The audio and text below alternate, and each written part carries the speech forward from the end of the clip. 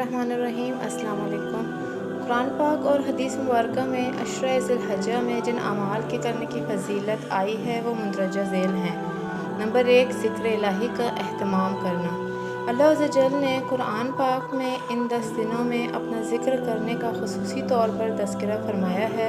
इरशाद बारी ताला है, और मुकर्ररा दिनों के अंदर अल्लाह के नाम का ज़िक्र करो।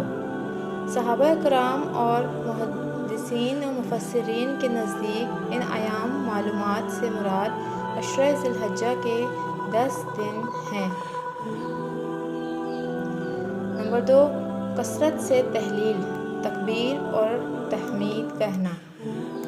इमाम अहमद ने हज़रत अब्दुल्लाह बिन उमर रज़ियल्लाहु ताला अन्हा से रिवायत नकल की है कि नबी करीम सल्लल्लाहु अलैहि वसल्लम ने इरशाद फरमाया, कोई दिन बारगाह इलाही में इन 10 दिनों से ज़्यादा अज़मत वाला और ना ही किसी दिन का अच्छा अमल अल्लाह को इन 10 दिनों के अमल से ज़्यादा महबूब है।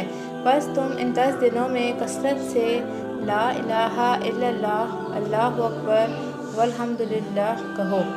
सल्फ़ सालिहीन इस अमल का बहुत एहतमाम किया करते थे।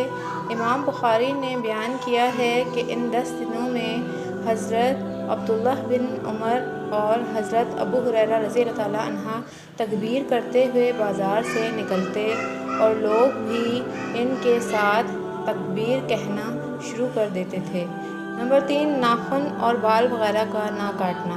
कोई शख्स कुर्बानी का इरादा रखता हो और ज़िलहज्जा का महीना शुरू हो जाए तो इसे चाहिए कि कुर्बानी करने तक अपने नाखून, बाल वगैरह ना काटें।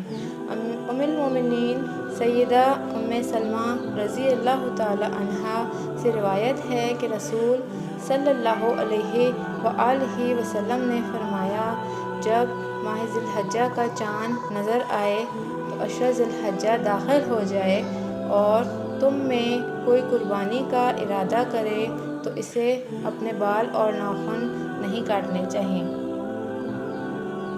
अगर वीडियो अच्छी लगी है तो इसे लाइक, शेयर एंड सब्सक्राइब करें चैनल को। Thank you.